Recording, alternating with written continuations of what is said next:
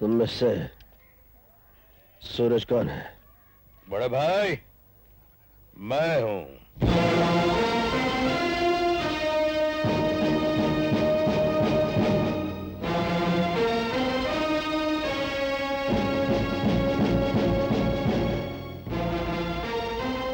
तो आप ही हैं अंगारों के पुजारी, जो जहां से गुजर जाए वहां शोले और चिंगारियां बरसने लगते हैं। हाँ? कोई बॉडी ठीक ठाक करनी हो तो वेल्डिंग का इस्तेमाल तो करना ही पड़ता है, और फिर शोले और चिंगारी तो आग के साथ होते ही हैं। तुम जैसे आग से खेलने वालों को जिंदा आग में झोंक देता हूं मैं। ऐ शाबाश। हम अपनी दुकान में दंगा फसाद नहीं करना चाहते बड़े भाई। राय साहब जैसे इज्जतदार लोगों के क्लबों में जाकर दंगा फसाद करना पसंद है तुम्हें?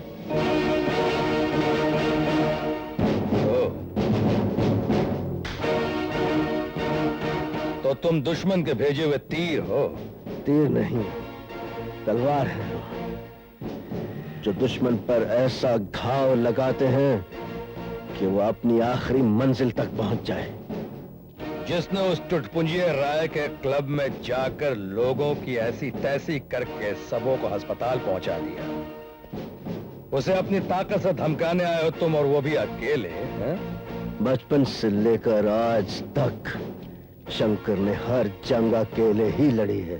तब तो ये तेरे जीवन का आखिरी संग्राम होगा।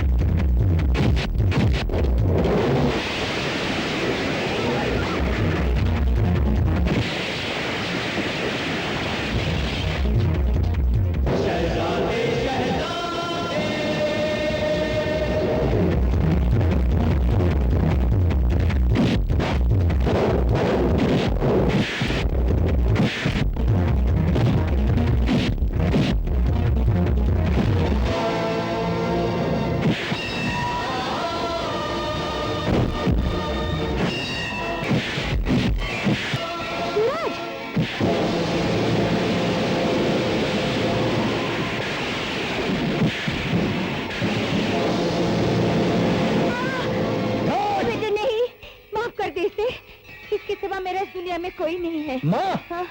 तू इससे माफी मांग रही? इससे? हाँ बेटे, अपनों की हुई गलती की माफी तो मुझे मांगनी ही पड़ेगी। माँ, गलती मेरी नहीं है। यह जुल्म उस राय साहब का है जो इस बस्ती की जमीन को हड़पना चाहता है, और यह उसका दाहिना हाथ है। चुप! मैं किसी राय साहब का दाएं या बाएं हाथ नहीं हूं। मैं कानून का मुहाफिज हूं और तुम्हें सजा देने के लिए आया था। और एक बात सुन लो, आज तुम अपनी माँ की वजह से बच गए हो। माँ भले किसी की भी हो, मैं माँ शब्द की इज्जत करता हूँ। कानून की मैं भी इज्जत करता हूँ, लेकिन असलियत का मुझे पता नहीं था। तुम्हारे आने के अंदाज से ही लगा जैसे कि तुम राय साहब का बदला लेने आए हो। जो क्लब में तूने तोड़फोड़ की है वो तुम्हारी पहली गलती समझ के छोड़ रहा हूँ। आइंदा कोई ऐसी गलती की तो मैं तेरा क्या हश्र करूंगा तू याद रखेगा।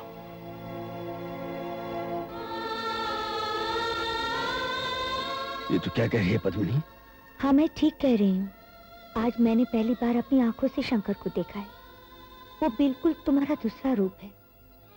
फर्क सिर्फ इतना है, तुम प्रायश्चित के आंसुओं से अपने गुनाह को धो देना चाहते हो, और वो अपनी इंतकाम की आग से सब कुछ जला देना चाहता है। आज तो वो एक माँ की खातिर लड़ाई छोड़कर चला गया, लेकिन अगर उसे ये पता चल गया सूरज तुम्हारा बेटा है, तब क्या होगा? कुछ नहीं होगा, तो फिक्र मत कर पद्मिनी। अगर जरूरत पड़ी तो उसकी नफरत की आग को मैं अपने खून से मिटा दूंगा। फिक्र तो मैं सूरज के लिए भी करती हूँ, जिसकी लहू में तुमसे ज्यादा गर्मी है। उसकी गर्मी, उसका ये जोश कहीं उसे ऐसी जगह न पहुंचा दे जहां उसकी माँ की आवाज तक न पहुंचे। नहीं, नहीं, भगवान हमारे साथ इतना बड़ा अन्याय नहीं करेगा। तो बहुत दुख झेल चुकी है पद्मिनी, ये सब बहुत हो चुका।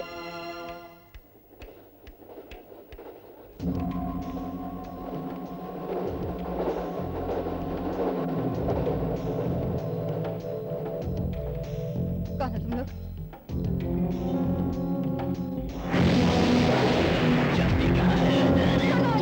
छोड़ दो, छोड़ दो मुझे।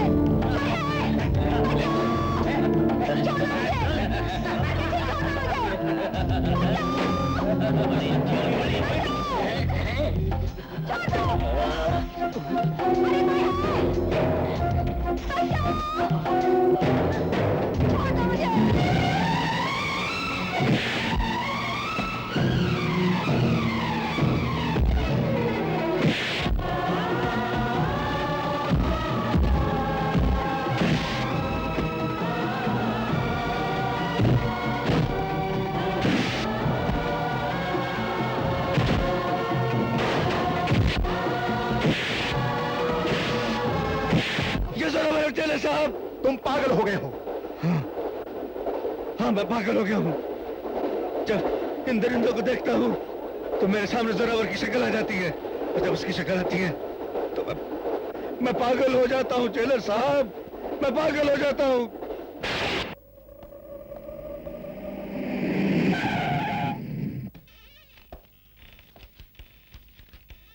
बाबा,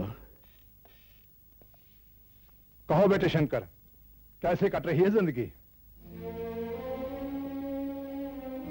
जिसके सीने में इंतकाम के शोले भड़क रहे हों, जिसके पैर मंजिल की तलाश में घायल हो चुके हों, और जिसके कान हरामी नाम का लफ्ज सुनते सुनते पक चुके हों, उसकी जिंदगी कटती नहीं, काटनी पड़ती है बाबा।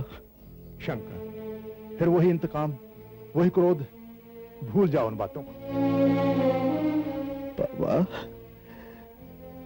कैसे भूल जाऊं, कैसे भूल जाऊं उस जालिम जोरावर की तस्वीर जो हर वक्त मेरी आंखों में कांटे की तरह चुभती रहती है। मैं तो उस घड़ी के इंतजार में हूं कि कब उसकी गर्दन मेरे हाथों में आए और मैं उसकी जिंदगी का अंत कर दूं। बेटे, तुम एक जिम्मेदार अफसर हो।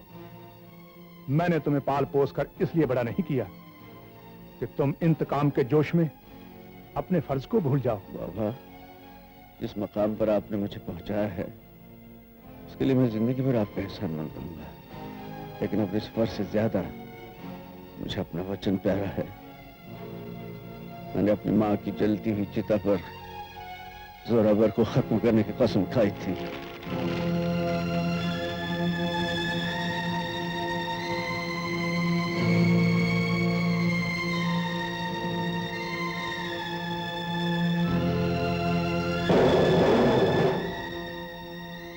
जब तक मैं जोरावर का सर काट कर मट्टी में नहीं मिला देता, मैं चैन की सांस नहीं लूंगा।